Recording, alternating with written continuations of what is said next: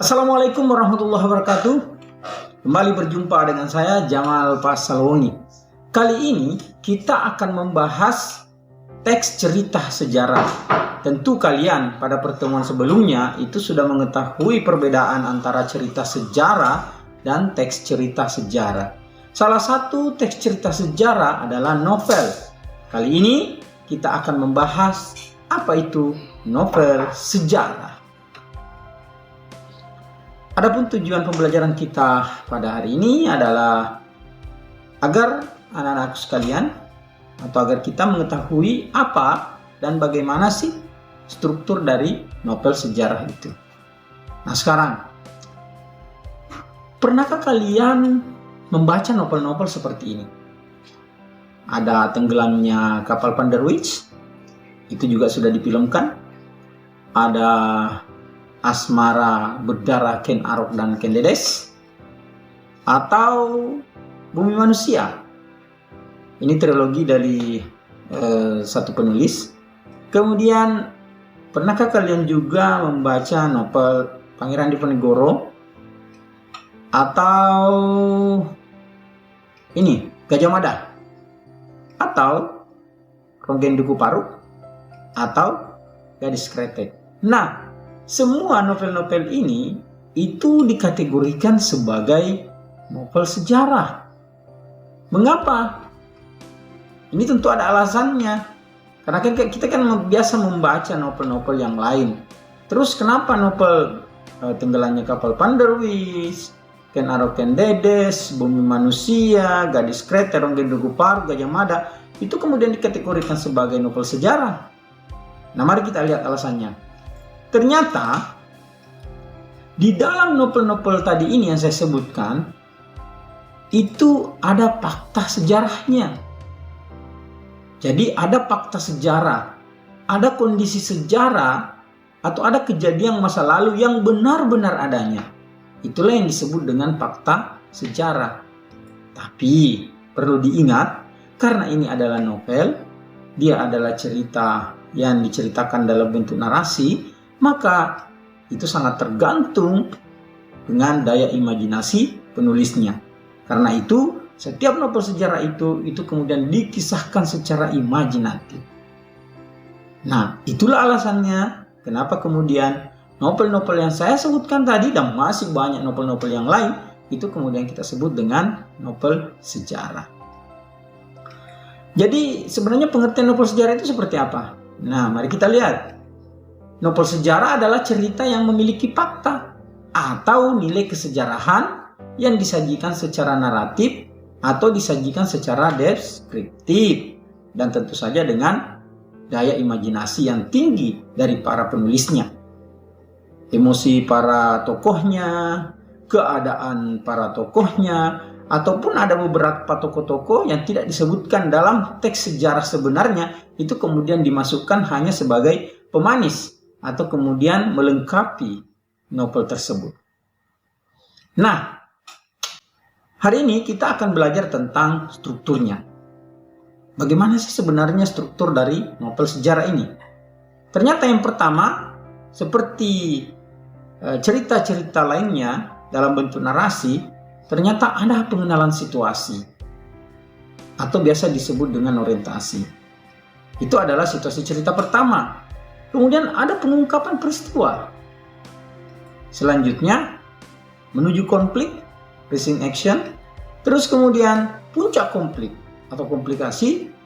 Ada penyelesaian. Dia seperti bukit. Jadi membaca struktur novel itu seperti kita mendaki sebuah bukit ya. Kita pengenalan situasi, pengungkapan peristiwa, kemudian menuju konflik, kemudian konflik terjadi. Setelah itu ada penyelesaian. Dan terus yang terakhir adalah koda. Nah, inilah struktur novel sejarah. Mari kita bahas satu persatu. Apa sih itu pengenalan situasi cerita? Nah, pengenalan situasi cerita itu pengarang memperkenalkan latar cerita, waktu cerita, peristiwa cerita, atau pengarang memperkenalkan para tokoh, menata adegannya, kemudian kita akan ketahui hubungan antara tokoh-tokoh yang ada di dalam novel tersebut. Itu bagian pengenalan situasi cerita. Nah, ini pengenalan awal.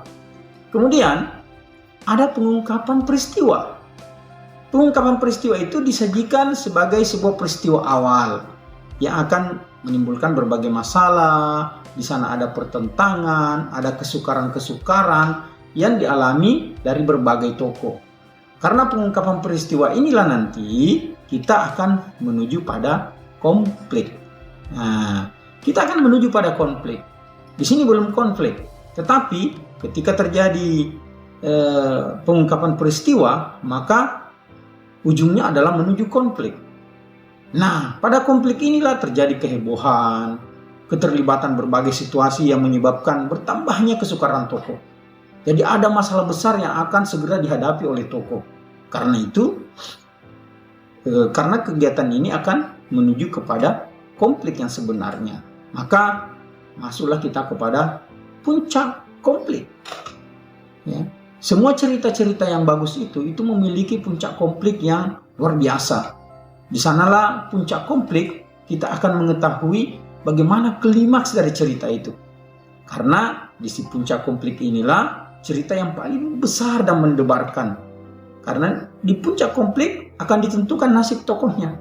Misalnya, apakah dia kemudian berhasil mengatasi masalahnya atau si tokoh gagal dalam mengatasi masalahnya. Itulah konflik. Nah, setelah terjadi konflik, barulah ada penyelesaian, evaluasi atau resolusi. Ini sudah mulai menurun, ya, mulai menurun. Di sini ada penyelesaian, ya, ada penyelesaian. Di sana penulis akan menjelaskan bagaimana sikap atau nasib-nasib dari para tokoh dan kemudian apa yang dialami tokoh pada ending cerita itu. Nah, disinilah penyelesaian terjadi, maka kita akan melihat bahwa ini adalah akhir cerita. Nah, di dalam sebuah cerita itu biasanya ada koda, ya. Walaupun koda ini bisa ada bisa tidak, tetapi koda itu penting. Kenapa? Karena di sana ada komentar, ya, ada komentar pengarang. Walaupun fungsinya bisa sebagai penutup atau kesimpulan, ini penting karena di dalamnya ada usaha-usaha pengarang untuk memberikan nasihat atau memperlihatkan kesimpulan apa yang dia lakukan dalam cerita yang dia bagikan kepada kita sebagai pembaca. Nah, inilah struktur atau penjelasan dari struktur novel. Nah, oke, sekarang bagaimana? Masih semangat ya? Tentu kita akan segera kerjakan soalnya. Ini ada soal 1. Soal 1 ini pertanyaannya seperti ini. Dari beberapa teks di bawah yang dimaksud novel sejarah adalah kecuali berarti semuanya benar. Hanya ada satu yang salah. Opsinya mari kita lihat. A. Dapat saja menggambarkan sesuatu yang tidak pernah ada tapi terjadi. Kesemuanya bersumber pada rekaan. Kemudian, novelis sepenuhnya bebas untuk menciptakan dengan imajinasinya mengenai apa, kapan, siapa, dan di mananya. Terus, faktor perekayasaan pengaranglah yang mewujudkan cerita sebagai sebuah kebulatan atau koherensi dan sekali-kali ada relevansinya dengan situasi sejarah. C. Pelaku-pelaku, hubungan antara mereka, kondisi dan situasi hidup dan masyarakat, semuanya adalah hasil imajinasi. Dan D. Dituntut menunjuk kepada hal-hal yang memang pernah ada atau terjadi. Nah, apa jawabannya? Kita di sini memilih E. Oke, kita lanjut pada soal kedua. Pada soal kedua ini, kita memperhatikan satu cuplikan. Satu kutipan ini, siapa yang terbunuh di Balai Gringsing? Lurah Prajurit Anjar Langse. Akan tetapi, bahwa pembunuhan itu terjadi di tempat itu membuat Gajah Mada penasaran. Apalagi yang dibunuh adalah Anjar Langse yang belum lama berpapasan dengannya. Kira-kira, kalau pertanyaannya adalah, kutipan novel sejarah di atas termasuk pada struktur, maka kita berpikir kepada 6 struktur itu. Nah, sebenarnya kutipan ini masuk struktur di mana ini? kalau kita melihat ada kata-kata, apakah dia sudah masuk di awal, atau misalnya dia resolusi, atau koda, atau dia orientasi, masih berada pada orientasi, atau sudah mulai menuju konflik, atau sudah konflik. Kalau kita melihat tanya jawab yang dilakukan oleh Gajah Mada ini, pertama itu belum menuju konflik, karena belum terjadi sesuatu yang bisa menimbulkan perubahan keadaan pada tokoh. Tetapi sepertinya kata-kata ini itu baru menuju kepada konflik. Mari kita lihat jawabannya. Betul, ternyata menuju konflik. Kemudian soal ketiga, pengenalan situasi cerita menuju konflik, penyelesaian, koda, pengungkapan peristiwa, puncak konflik. Strukturnya saya kira ini bisa kita lihat struktur yang pertama, kedua, ketiga. Ini kan hanya mengacak ini struktur, tapi ini nanti kita akan lihat. Ternyata soal ketiga ini ya di nomor 1A ya. Kemudian soal keempat. Apa soal keempat? Perhatikan ketika berikut ini. Seorang lelaki Bugis datang. Ia tidak dapat dikatakan muda lagi. Tingginya lebih kurang 1,60 meter. Umur mendekati 40. Berbaju dan bercelana serba hitam. Memakai tas sapu ya di kepalanya. Sebilah kawali, senjata khas orang Bugis terselip pada pinggangnya. Kumisnya melintang dengan tatapan tajam. Kira-kira pada teks ini itu berisi deskripsi apa? Apakah tentang latar? Apakah tentang tokoh? Apakah waktu? Atau ruang?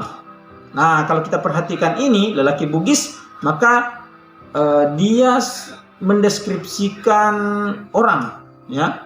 Maka dia mendeskripsikan orang, sehingga bukan latar, bukan waktu, bukan ruang, tetapi yang dia deskripsikan adalah tokoh. Yang terakhir, nah betul, tokoh. Yang terakhir adalah soal nomor 5. Perhatikan kutipan novel Sejarah Lapatau. Ketika Toh Belanda datang ke Lapatau dan menyuruhnya untuk kembali menaati perjanjian Bongaya, yaitu menyatakan tunduk pada Belanda, maka naik pitamlah ia. Dirobeknya surat itu dan dilemparkannya kembali kepada Toh Putih yang sudah berdiri pucat. Semua punggawa segera tertunduk taksim, mengertilah mereka, perang pasti tidak terelakkan lagi. Dan akhirnya perang pun terjadi. Kutipan di atas termasuk struktur pada bagian apa? Nah, kita akan melihat ini. Apakah resolusi? Apakah koda? Apakah orientasi? Apakah pengungkapan peristiwa? Atau konflik? Sepertinya karena perang sudah terjadi, maka itu adalah konflik terbesar yang terjadi dalam sejarah Lapatau itu. Nah, demikianlah cara kita menganalisis soal-soal pada novel sejarah ini. Oke, terima kasih sudah selesai. Sampai berjumpa kembali pada pembelajaran berikutnya. Salam Smart School, generasi Smart School berkarakter cerdas.